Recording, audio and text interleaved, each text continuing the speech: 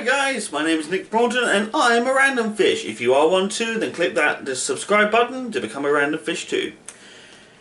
Today I'm going to be looking at a film that I wish I wasn't looking at. I am a big fan of a writer called Darren Shan. Darren Shan wrote a series of amazing books in vampires, demons and zombies. He's currently working on other projects as well, I do believe. Check him out, look him up on Google, you'll find out as much as I do, and he's awesome. One of my favourites, however, is one of the first sagas that I ever read in books outside when I was growing up as a teenager. That was the saga of Darren Shan, a character by the same name as the author who became a vampire and was involved in several massive disputes, including a war with their cousins, a blood-drenching version of vampires called Vampanese. Remember that, it'll be very important later on. When it dawned on me that they were going to make a movie based on these books, I thought this could be the most amazing, creative version of a movie that I've ever come across. This could be the answer to why, this could be the repercussions to the people who enjoyed the Twilight series. Yes, I don't like Twilight. I'm pretty sure there are many men in this world who don't like Twilight. Get used to it. Here's the thing though. The film is fucking atrocious. Yeah, it's that bad. I'm not even going to say who directed it and who starred in it. The only name that I can really ever tell you is John C. Reilly was in it. Yeah. I think he was one of the reasons why I thought, oh, this film could still be funny. Not if you're given shit and stuff to work with, I can tell you. It's not good.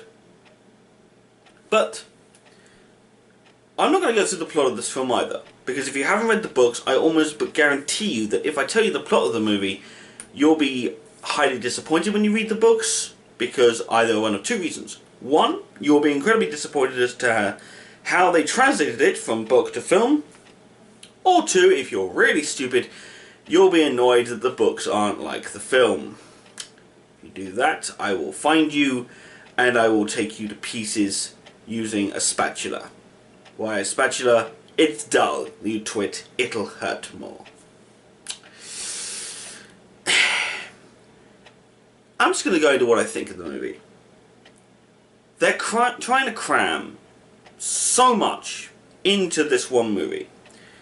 They're trying to take all the events, some of the major events from the 12-part saga that Darren wrote. 12 parts Darren Shan wrote for this, 12 books. They're trying to condense some of the major events from all 12 of these and shove them into one film. It's never going to happen. The film was never going to be good if they did that. Why? Let me point you to some of the major points here. Number one, in the film, they try and introduce the Vampanese quite early on in the film. I would have no issue with this if they at any point attempted to identify with them, to show us what they were. They don't. The dialogue is flat in the film, some of the acting feels weak, and you don't feel an emotional connection with Darren or Miss Larsa Crepsley or any of them. You feel nothing for any of these characters because the actors are just so... Now, I'm not blaming all of them. I'm not going to blame all of them because that's not fair. It's clear they were trying.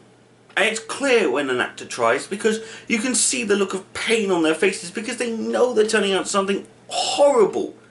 Something almost dreadful. But they can't help it because that's what they were handed. It makes me feel sorry for them. But here comes the fun bit. Because one of the funnest bits that I've found in this whole thing, I don't know if funnest is really a word, but there it is. But the way it was shot almost felt like it wasn't even meant to be a good movie. It's like it was meant to be this weird B-movie spoof of the Darren Shan books. That's what it felt like. Now this may be incredibly wrong. There may be people out there who actually put a lot of effort into this. If you did, fine, I apologise, I really do, but from what I was seeing on the screen, that's just not true. You don't see it. You don't see any of it. And I think the thing that gives me the biggest blow to the chest is that it completely disillusions fans of the franchise. The saga was, at least for me, one of the big reintroductions to reading that I had as a teenager. Outside of Harry Potter, there wasn't a whole lot else to read. At least, nothing that really gripped our attentions, and that's why certain authors work so hard to catch the teen demographic.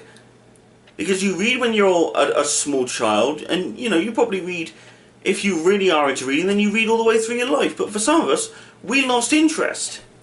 We turned to comics, or, you know, just TV and film. But stuff like Darren Shan really got me wanting to read again. It brought me back to something that I actually enjoyed. And I thought it was a lot of fun. Do I hate the film? It's hard to say no. I'm not angry with the film. I'm hurt by it. It doesn't annoy me or make me hate the film. It just makes me feel sorry for the other fans of Darren Shan. And the potential fans that he could have lost because of this movie. If you have watched the movie and you haven't read the books, I implore you to please, please try them. The film may have half butchered his work, but the books definitely haven't.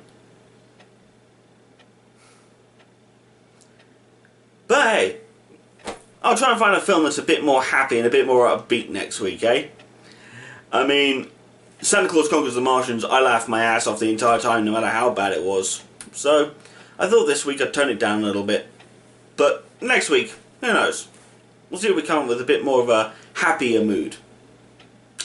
You keep on fishing, random fishers. I'm Nick Broughton, and I'm a random fish.